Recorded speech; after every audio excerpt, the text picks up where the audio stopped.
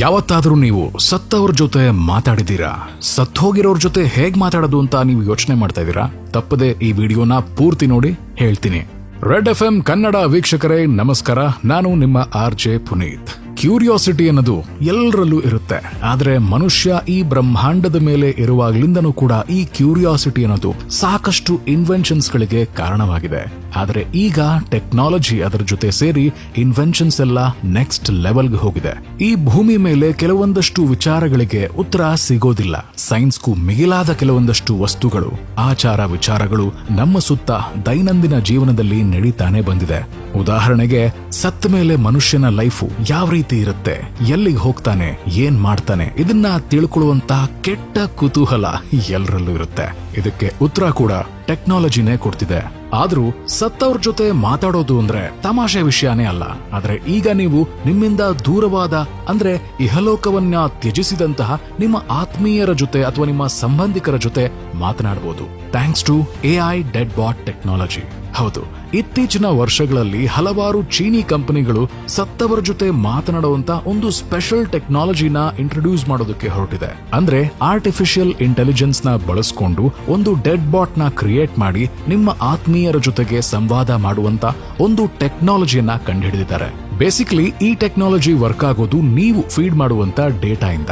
ನೀವು ಯಾರ ಜೊತೆ ಮಾತನಾಡೋದಕ್ಕೆ ಇಷ್ಟ ಪಡ್ತಿರೋ ಅವರ ಫೋಟೋ ಆಗಿರ್ಬೋದು, ಅವರು ನಿಮ್ ಜೊತೆ ಮಾತನಾಡಿರುವಂತ ಆಡಿಯೋ ಕ್ಲಿಪ್ಗಳಾಗಿರ್ಬೋದು, ಅವರ ವಾಯ್ಸ್ ಸ್ಯಾಂಪಲ್ಸ್, ಇವೆಲ್ಲವನ್ನು ಕೂಡ ನೀವು ಡೇಟಾ ರೂಪದಲ್ಲಿ ಆ ಒಂದು AI ಬಾಟ್ಗೆ ನೀಡಿದ್ರೆ ಅದು ಆ ಡೇಟಾನ ಪ್ರೋಸೆಸ್ ಮಾಡಿ ಅದರ ಆರ್ಟಿಫಿಷಿಯಲ್ ಇಂಟೆಲಿಜೆನ್ಸ್ ನ ಉಪಯೋಗಿಸಿಕೊಂಡು ನಿಮ್ಮ ಜೊತೆ ಸಂವಾದ ಮಾಡುವಂತ ಒಂದು ಕೆಪಾಸಿಟಿನ ಹೊಂದಿರುತ್ತೆ.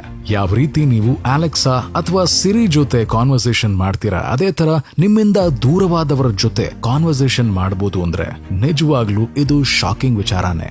ನಿಮ್ಮ ಆತ್ಮೀಯರ ಆ ಡೇಟಾನ ಒಂದು ಚಿಪ್ಗೆ ಹಾಕಿ ಈ ರೋಬೋಟ್ಗೆ ಅಳವಡಿಸಬೇಕಂತೆ.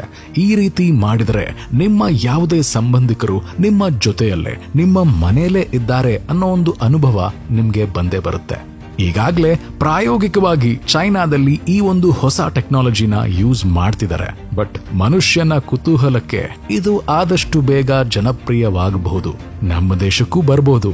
ಆದ್ರೆ ಈ AI dead bot side effects ಕೂಡ ಇದೆ. ಇದ್ರ ಬಗ್ಗೆ ಕೆಲವರು ಆತಂಕನ ವ್ಯಕ್ತಪಡಿಸಿದ್ದಾರೆ. ಇದನ್ನ ಸರಿಯಾದ ರೀತಿಯಲ್ಲಿ ಬಳಸಬೇಕು ಅನ್ನೋ ಒಂದು ಎಚ್ಚರಿಕೆನ ಕೂಡ ಕೊಟ್ಟಿದ್ದಾರೆ. ಜರ್ಮನಿಯ ಆಸ್ನಬ್ರೂಕ್ ಯೂನಿವರ್ಸಿಟಿಯ ethics of all research group ನ ರಿಸರ್ಚ್ ಅಸಿಸ್ಟೆಂಟ್ ಆಗಿರುವಂತ PhD student Nora Freya Lindemann ಅವರು ಇದರ ಬಗ್ಗೆ ಒಂದು ವಿಸ್ತೃತವಾದ ಬ್ಲಾಗ್ ನ ಬರೆದಿದ್ದಾರೆ.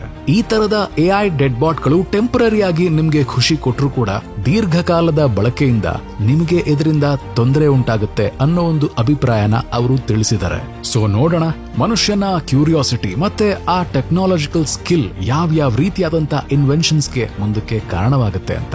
ಇನ್ ಕೇಸ್ ನೀವೇನಾದ್ರೂ ಈ ತರದ ಒಂದು ಡೆಡ್ ಬಾಟ್ ನ ಮಾತಾಡಿಸ್ತೀರಾ ಅಂದ್ರೆ ಏನ್ ವಿಚಾರಗಳನ್ನ ಕೇಳೋದಕ್ಕೆ ಇಷ್ಟಪಡ್ತೀರಾ ಅಂತ ಕಮೆಂಟ್ ಸೆಕ್ಷನ್ ನಲ್ಲಿ ತಿಳಿಸಿ. This is me RJ Puneeth, red FM Kannada ನೋಡ್ತಾ ಮಸ್ತ್ ಮಜಾ ಮಾಡಿ. ಬೆಸ್ಟ್ ಎಂಟರ್ಟೈನ್ಮೆಂಟ್ ಗಾಗಿ ಲೈಕ್, ಫಾಲೋ ಮತ್ತು ಸಬ್ಸ್ಕ್ರೈಬ್ ಮಾಡಿ ರೆಡ್ FM ಕನ್ನಡ.